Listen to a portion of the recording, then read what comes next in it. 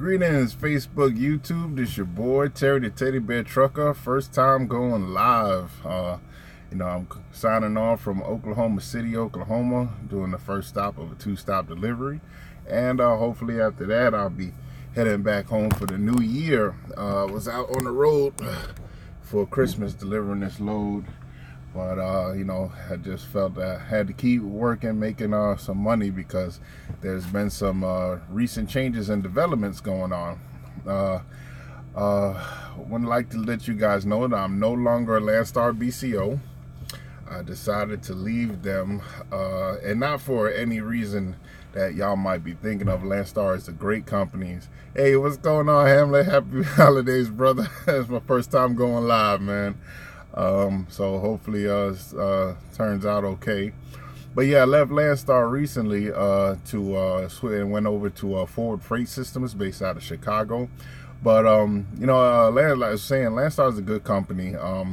But when it came to the point where I had to make a realization that when I got my own trailer and my own insurance, I didn't feel it was justified giving up 28% of my income. Yeah, I mean, that just, thanks, good. Thanks for the sound check. Appreciate that. Yeah, just didn't think it was fair them taking 28% of my income just to do my IFTA, because I was pretty much dispatching myself.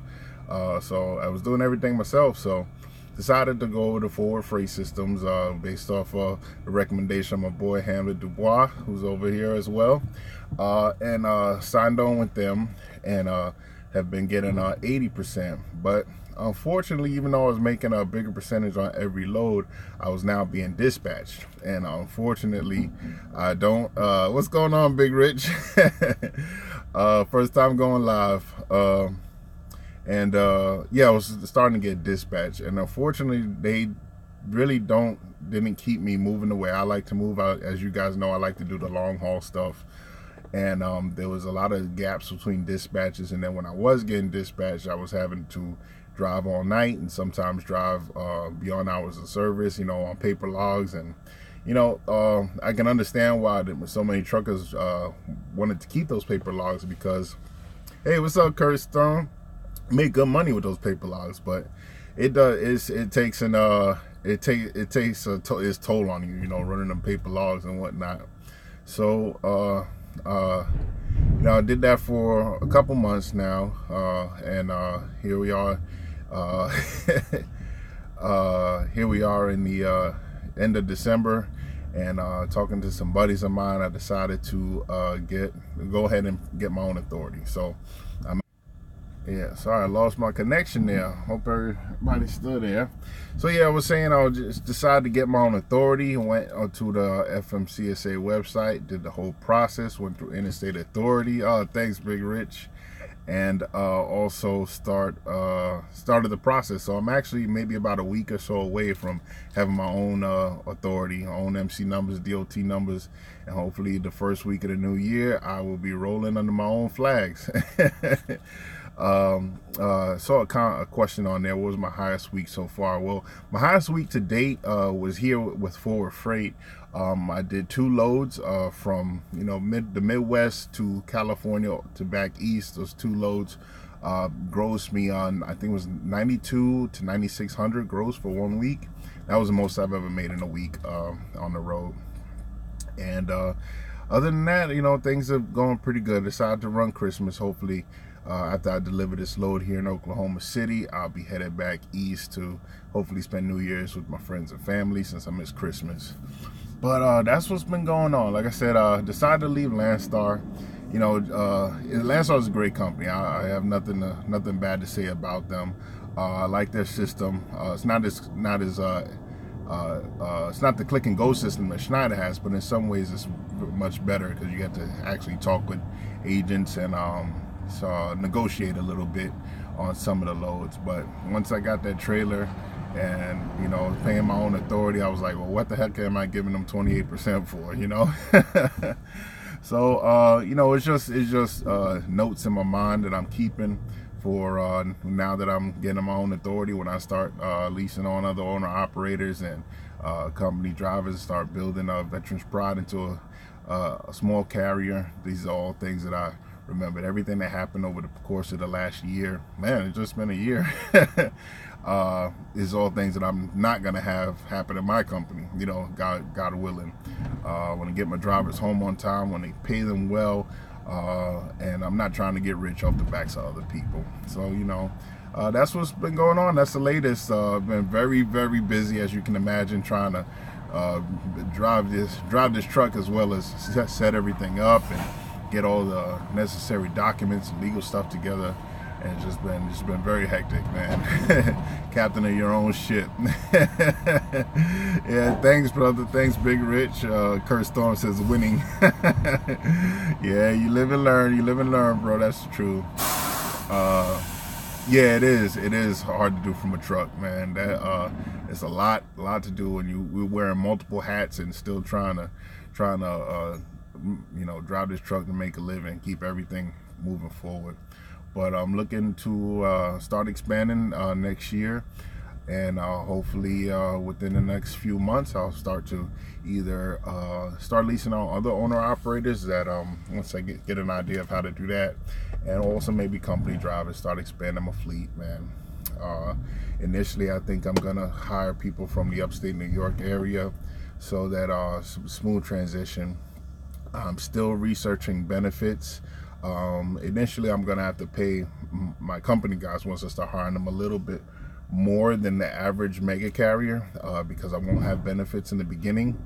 So I won't need to pay them, you know, compensate them, so that if they want to get their own benefits, they can, you know. And that's the way I think I'm gonna approach it. Probably lease on a couple owner operators until I have that capital necessary to go ahead and start a good benefits package.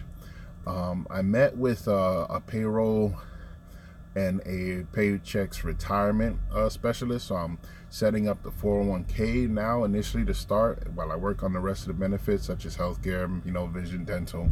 I want to have a good retirement program for my employees, so that you know, that when they come to, I want this Veterans Pride Transport to be a place where people want to come and stay, you know. And basically thinking about doing a company match on the 401k, and to see where it goes from there.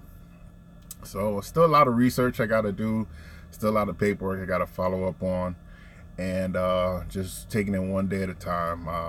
Getting ready for my initial safety audit. Kurt Stone says, "Hey Terry, if you don't mind me asking, how much is it to get your own authority?" Oh, it's not expensive at all. You can actually do it yourself. Go into the FMCSA website, and you can get your authority for $300. But the other stuff, you can get your MC and DOT number for $300. But the other stuff you have to do can be really expensive. Like you know, filing your BOC3. You have to get your IFTA and your IRP registrations. I chose to go through Interstate Authority so that they can do everything, and that cost me $879. But you can save a lot of money if you decide to do it yourself. Yeah, that little stuff does add up. Should I get my life LLC first? I would say yes. Go ahead, depending on your state. Check with your state. You may not need a LLC if you're in, depending on the state that you're in. So check with your state first. But yeah, if you do require an LLC, I would do that first. Make sure your business is established and it has a professional image. Yeah, and at least the EIN, as Big Rich said. Yes, EIN. LLC, I was required to get one because New York requires me to have one, so that's why. But check with your state first to see if you need it. What else? The most expensive things so far has been the insurance. I was able to get a quote from Northland Insurance company, which I heard was very hard to do as a new venture, which is what I am. Apparently don't take a whole lot of people, but for some reason the agent that I went through said I was the first one to break the algorithm and got accepted by Northland Insurance Company, which is a A-rated insurance company. So I'm hoping that'll help me initially get started off on the best track, because there's some brokers and shippers that require A to A+ insurance in order for you to haul for them. But that was the most expensive thing. That down payment for that cost me $3,300. So that was the most expensive. Sorry, it's trying to see what's going on with this load there. Loading me. That was the most expensive thing. If you haven't signed with them yet, check out Truck Riders out of Blaine, Minnesota. Truck Riders, who is that? What do they do?